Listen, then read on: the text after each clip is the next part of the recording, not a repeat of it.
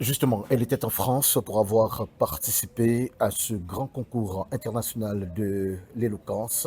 Il s'agit bien sûr de Eloquentia.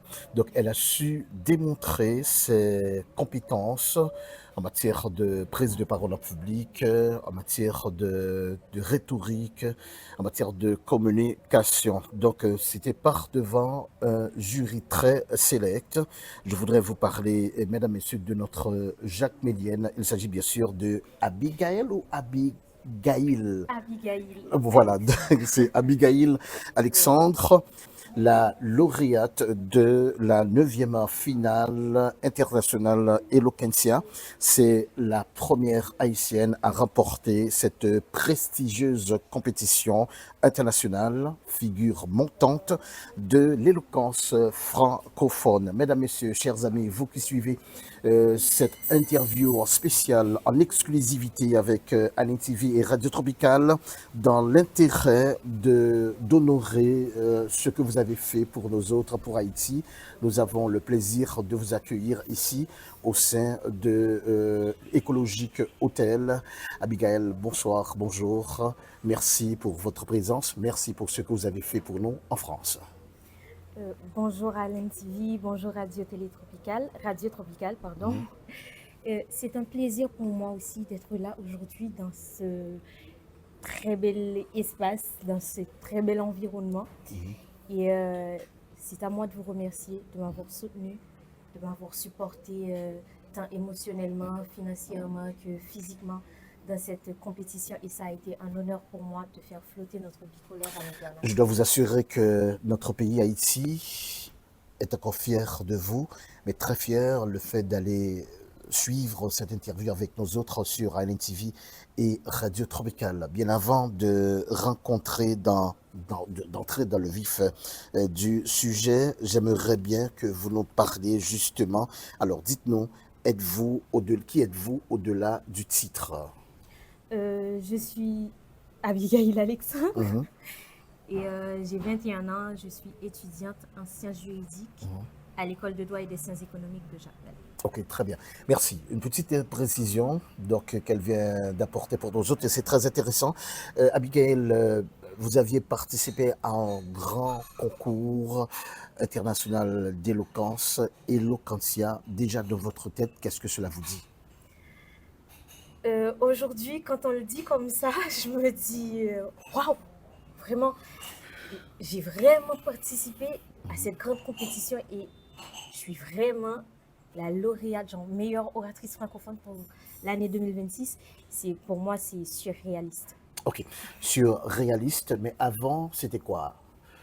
C'était Euh, positif. Avant, c'était une expérience de vie, une expérience que je voulais faire pour rencontrer de nouvelles personnes, pour apprendre davantage concernant l'art oratoire, parce que c'est l'une de mes passions. Et donc, c'était que ça, en fait, Ok, et une compétition. ok. Mais aujourd'hui, ça va au-delà de ça. Et quel a été votre premier contact avec l'Eloquentia? C'était en janvier 2025. Je m'étais inscrite en décembre 2024, mais j'ai commencé les séances de formation en janvier 2025. Et je pense que c'est à partir de là que j'ai concrètement commencé à évoluer avec Eloquentia. Très bien. Mais quel a été votre premier contact avec l'éloquence? Bon, avec l'éloquence, je ne saurais pas vous dire quand est-ce que ça a vraiment commencé, mais concrètement, j'ai commencé les concours d'éloquence en 2023. J'ai participé à un concours, à un tournoi de débat interscolaire organisé par Golden Team dans le Grand Sud du pays. Et donc, j'avais représenté mon institution en 2023 dans ce concours. Exact. Aujourd'hui, peut-on dire que la parole, c'est votre force? Oui, Hmm? oh oui. La parole, c'est ma force et c'est Mhm. mon pouvoir. Maintenant, quand est-ce que vous avez compris que la parole, c'est vraiment votre force? Je l'ai compris à partir de la demi-finale. En fait, je l'ai compris à partir d'Eloquentia tout court, mais j'ai vraiment pris conscience de la valeur, du poids de mes mots à partir de la demi-finale d'Eloquentia internationale. Ok. Quand j'ai appris que j'étais qualifiée pour la finale et que j'ai vu la réaction de la communauté haïtienne, j'ai vraiment compris à partir de cet instant-là que ma parole elle pèse, quoi. Voilà, vous avez toute une famille, des amis. Quel a été le rôle principal de ce grand environnement auprès de vous? Ce grand environnement, ça a été surtout du soutien émotionnel et moral. Parce que le concours, c'est pas qu'une compétition, c'est pas qu'un discours qu'on écrit comme ça. Ça demande beaucoup de force, ça demande beaucoup de courage niveau émotionnel. Et donc, ma famille et mes amis proches ont été surtout un soutien moral et émotionnel. On dit souvent que cette jeunesse n'a pas de modèle. Vous êtes cette jeune qui déjà représente cette jeunesse peut-être en quête de la formation en communication, de l'éloquence, tout ça. Pour vous, personnellement ou principalement, quel a été ou quel serait votre modèle ou votre figure? Pour moi, personnellement, bon, il y en a plein. Mais il y a Fanta Condé, qui est une Africaine. Il y a Laetitia Mampaka, qui est encore une Africaine. Et si je veux rester dans la communauté haïtienne, et particulièrement dans la communauté jacmelienne, je dirais Wagens Jean-Louis, qui est le coordonnateur d'Eloquentia Haïti, qui a été le formateur principal pour ma promotion à Eloquentia, et aujourd'hui qui est coach en art oratoire. Et donc, pour moi, lui, c'est un modèle que les jeunes devraient suivre. Mais malheureusement, il a peut-être du mal avec la caméra. Donc, il est plus derrière les jeunes, il les aide à progresser et tout. Il m'a coaché pour le concours Eloquentia. Mais lui, il est pas vraiment, il est pas trop à l'aise face à la caméra. Il préfère Comme filmer que, ouais. Pour nous autres. Voilà, une question c'est importante pour nous autres. Certainement, il y a un début. J'aimerais revenir si la question a été posée ou si j'ai reçu déjà une réponse. Certainement, avec la prise de parole en public, est-ce que vous avez été à une école, vous avez suivi un cours de communication, ou peut-être à l'école, lorsque vous prenez la parole et vous avez rencontré des amis qui vous a dit, écoutez, hey, Abigail, vous avez de la capacité, vous avez de la manière, du style, question de prendre la parole. Et lorsque vous parlez par devant en public, ça fait boum. C'était le cas ou je suis en train de l'imaginer? Non, c'était exactement le cas parce que très très jeune, j'étais appelée porte-parole de ma promotion. Ça a toujours été comme ça. Je voulais toujours prendre la parole. Quand ma promotion voulait faire quelque chose, c'était toujours moi qui allais présenter le projet et tout. Et mes professeurs me disaient toujours que, surtout mes professeurs de communication orale à l'école classique, me disaient toujours que voilà, j'ai quelque chose qu'on ne comprend pas encore trop bien, mais c'est là. Le talent, il est là, les capacités sont là. Et en ce qui a trait à des formations, j'ai eu la chance de suivre 2 séances de formation. Une formation avec le tournoi d'éloquence Antoine Dominique, qui est le tournoi de débat interscolaire. Et l'autre formation, c'était avec Eloquentia l'année dernière. Ok. Ce petit quelque chose, jusqu'à date, indescriptible par les professeurs, devient quoi aujourd'hui? Bon, ce qu'on a tous vu à Eloquentia. Oui, et qu'est-ce qu'on a vu? Que je ne sais pas comment l'expliquer. Que ben, la parole, elle a du pouvoir. La parole, à travers la parole, on peut changer, on peut impacter bien plus que ce qu'on pouvait imaginer. On se demande pourquoi avoir choisi de participer à Eloquentia. De base, c'était parce que je voulais prendre une année sabbatique. Ma tante ne voulait pas, donc je lui ai dit que je vais participer à Eloquentia. J'ai besoin de temps pour me consacrer à Eloquentia, donc je prends une année. Mais sinon, c'était vraiment ce qui a fait le clic chez moi pour que je participe au concours. C'était Farah Jean-Baptiste qui avait prononcé un discours sur le thème « Rien n'est trop difficile pour la jeunesse ». Okay. Farah Jean-Baptiste est la lauréate de la première édition d'Eloquentia Jacmel. Et donc, quand je l'ai entendu avec son discours, je me suis dit que je vais le faire. Et tu l'as fait? Je l'ai fait. je me suis lancée. Je me suis lancée quand j'ai commencé avec Eloquentia. C'était vraiment que pour l'expérience. Parce que je me disais que j'avais pas vraiment confiance en moi. Je me disais que j'avais pas le niveau pour le concours. C'était vraiment que pour l'expérience. Et au fil du temps, ça aboutit à ce qu'on voit tous aujourd'hui. Vous seriez d'accord avec moi qu'il n'existe pas vraiment de réussite, de succès, sans sacrifice. Exactement. Et quels étaient vos sacrifices? Ça a été tout d'abord de sortir de mes zones de confort, c'est-à-dire quand je fais quelque chose et que je me sens pas moi-même, c'est-à-dire quand je sens que c'est trop de pression et tout, je laisse tomber. Mais sinon, avec Eloquentia, j'ai poursuivi, j'ai continué malgré les obstacles, malgré le manque de confiance en soi, malgré les doutes, euh, malgré les pressions. Donc, j'ai continué. Tout ça, ça a été des sacrifices, sans parler des orateurs hors pair que j'ai dû affronter tout le long de ce concours. Donc, en gros, ça a été ça. C'était surtout le manque de confiance en soi. Le plus grand sacrifice que j'ai dû à faire, c'était de faire quelque chose sans pourtant croire à ce quelque chose. Je ne sais pas si vous comprenez. Oui. Genre, je me lance dans le concours sans pour autant croire en moi, sans pour autant croire que je peux le faire vraiment. Vous auriez besoin de cette confiance. Quand est-ce que elle serait présente en vous? Sans vous cacher, aujourd'hui encore, c'est quelque chose que je travaille.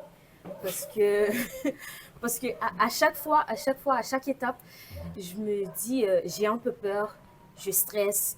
Puis après, je me dis que, waouh, une étape de plus franchie, c'est extraordinaire.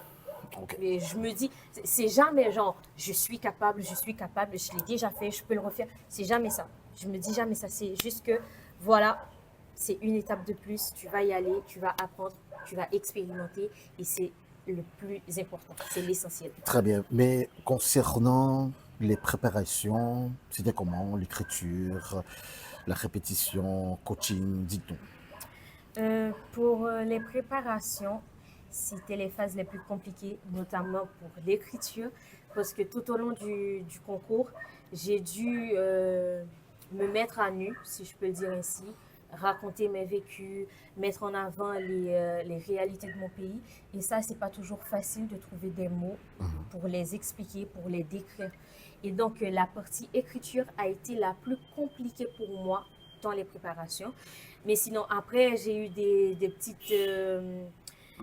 petits exercices que je devais faire pour l'articulation, pour la pression. Et vous avez fait quel exercice? Par exemple, je devais dire mon discours avec une plume dans la bouche, entre les dents. C'est pour travailler l'articulation afin qu'on puisse entendre tout ce que je dis sans mâcher les mots.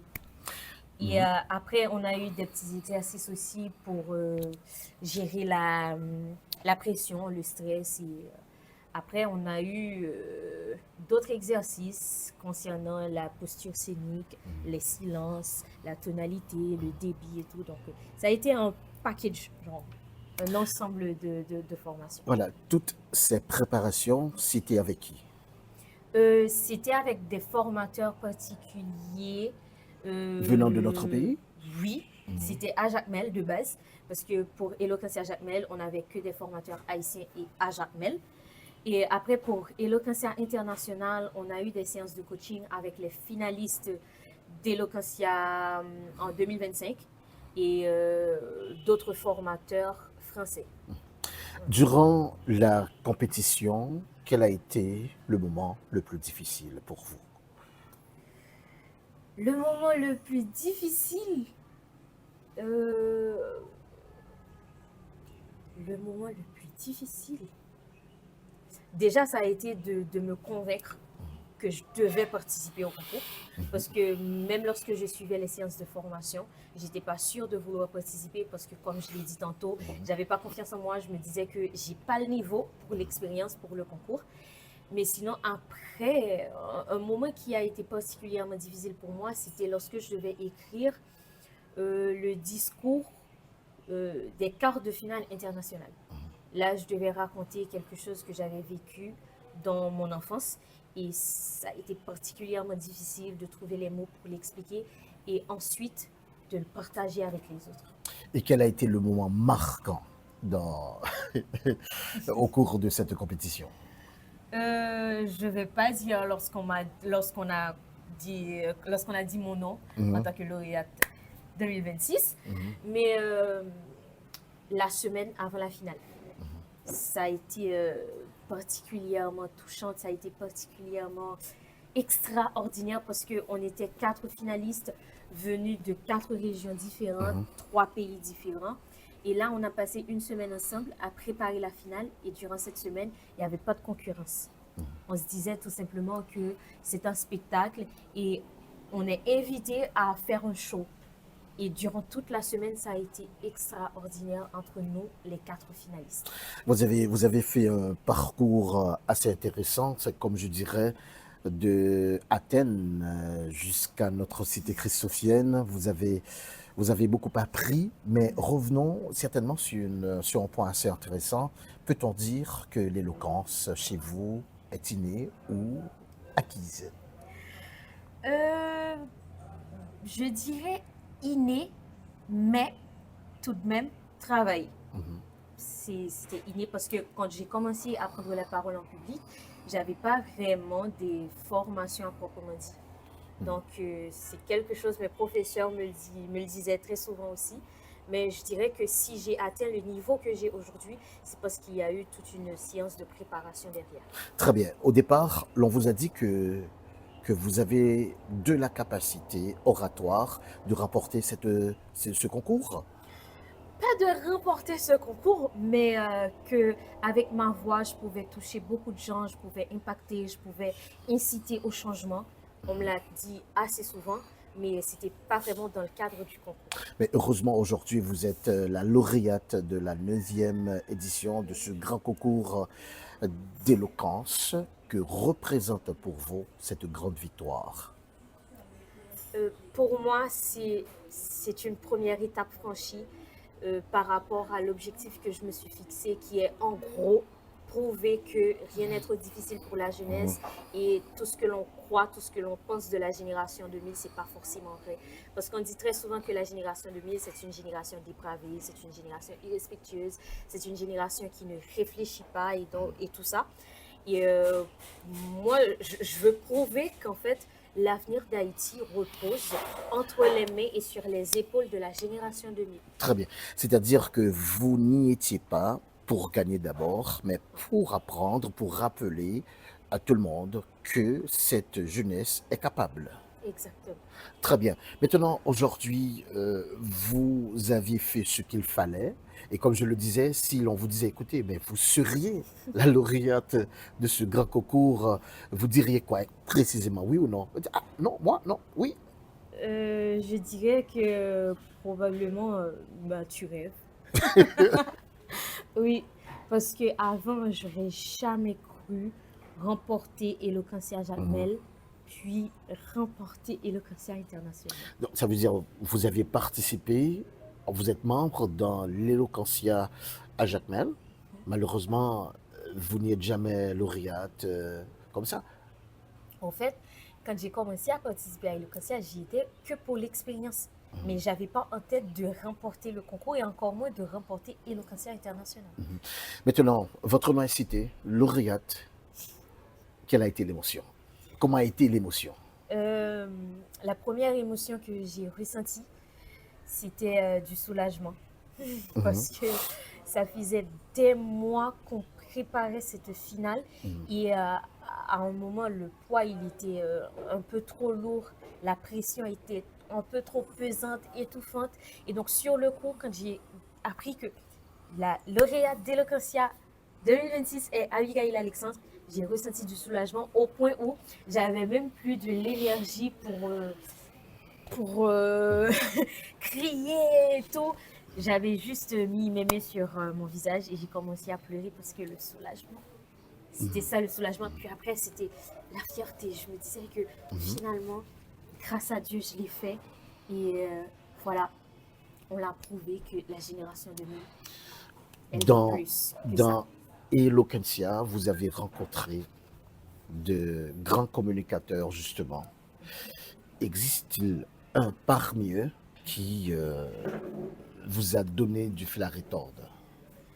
Parmi les participants, ah oui, oui, à Jacmel, il y en avait plein, mais si on reste dans le cadre de la finale, il y avait particulièrement Ebrelène Sainteau, qui est une étudiante en sciences juridiques également, qui me faisait beaucoup flippé durant le concours.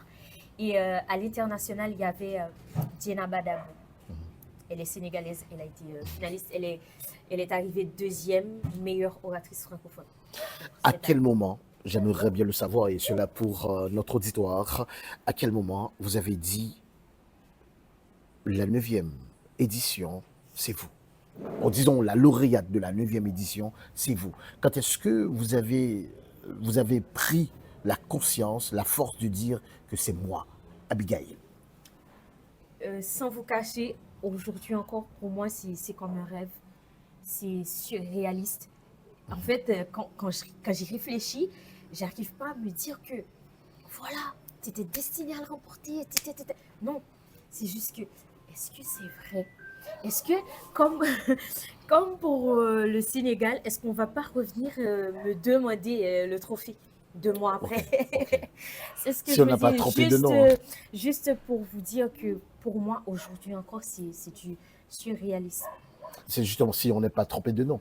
Oui. Oui, Oui, c'est pas ben, possible. c'est pas le cas, je le Mhm. sais, mais quelque part, j'arrive pas encore à réaliser qu'en fait, Abigail Alexandre est nommée meilleure oratrice francophone 2026. Il y a justement cette jeunesse qui vous regarde, les filles, les garçons, qui se trouvent un peu partout à travers le pays et qui ont besoin de cette force, la force qui vous a accompagné jusqu'en France, ayant en fait la possibilité de participer à ce grand concours d'éloquence, Eloquentia. Cette jeunesse a besoin de vous. Quel serait votre message salutaire à son égard? Je ne cesserai jamais de le dire, osez, foncez, même lorsque vous ne croyez pas en vous, même lorsque les autres doutent de vos capacités, foncez, osez faire le premier pas et les autres vont s'enchaîner car rien n'est trop difficile pour la jeunesse. Les mots ont trouvé leur voie. Merci beaucoup.